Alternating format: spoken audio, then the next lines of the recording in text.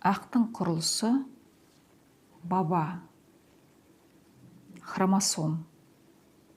Ғылым хромосома – это название произошло от способности хромосом окрашиваться красителями хрома – цвет, сома – тело, хромосома – окрашенное тело дейді. Хромосом қазақ түсінігінде баба деген сөз, орысша предки. Хромосом қазақша бабаның жұптасқан саны 24. Хромосом, яғни баба, мындай бөліктерден тұрады. Хроматид қазақша екі иін, центромера қазақша жете, теломера қазақша тек, теломереза қазақша келтек. Енді осы түсініктерді жиып шындыққа жақындатайын. Екі иін хроматид. Ғылым морфология хромосом состоит из двух палочкообразных телец, называемых хроматидами. Обе хроматиды каждой хромосомой идентичны друг другу по генному составу дейді. Ғылымда қазақта бабаның болмысы екі иіннен тұрады дейді. Қазақтың дүниетанымы бойынша адамның ойында жүріп жатқан кез келген ақпарат, мейлі ол үнсіздікте отырсын, мейлі ол бар даусымен жаран салып айқайлап отырсын, барлығы екі иін, яғни хроматидке жазылады.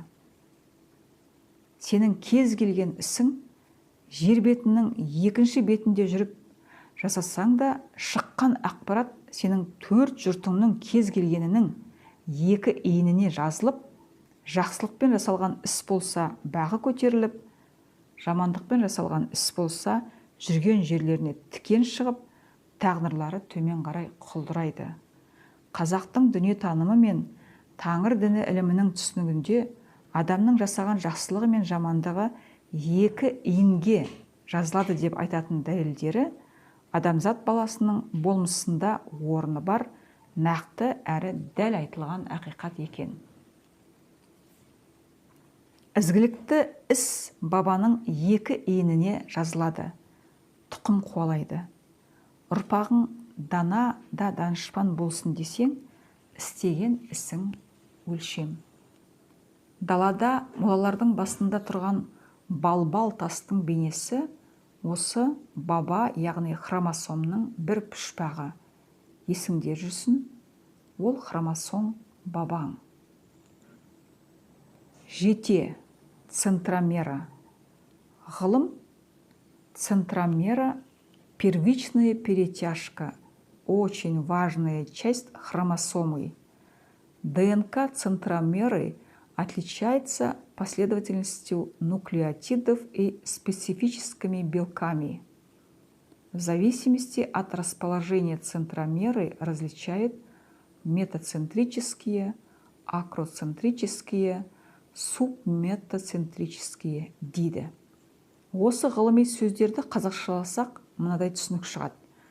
Метацентрический қазақ түсінігінде қассақ, акроцентрический қазақ түсінігінде қырсақ, субметацентрический қазақта қарсақ. Қассақ, қырсақ, қарсақ. Жете, центромера. Бабалардың ең қажетті өте күрделі бөлімі. Ол жерде ақпараттар ағымы жинақталып, адам болмысының ең қадірлі, ең қадірсіз сәттеріндегі кедергінің ара жігін ажыратып, ұрпақтан ұрпаққа беріп отырады.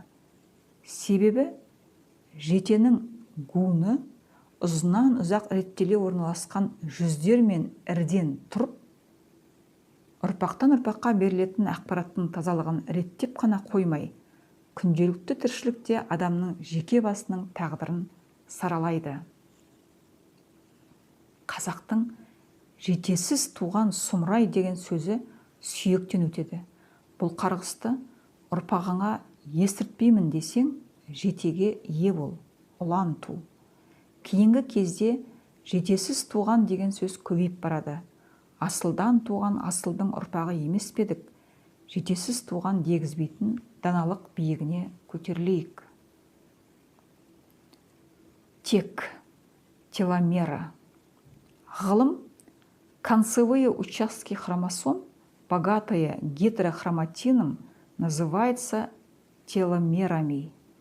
Теломеры препятствуют слипанию концов хромосом после редупликации и тем самым способствуют сохранению их целостности.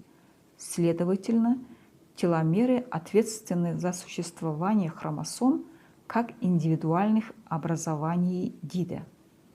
Тек сөзі кет деп ұралып айтылады.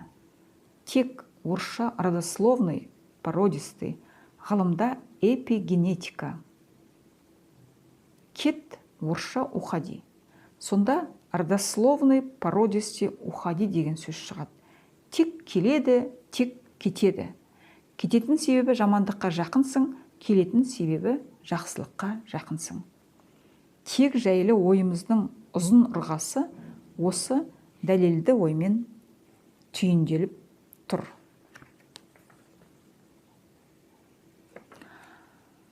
Соңғы кезде ғалымдар, ученые выяснили причину старения клеток.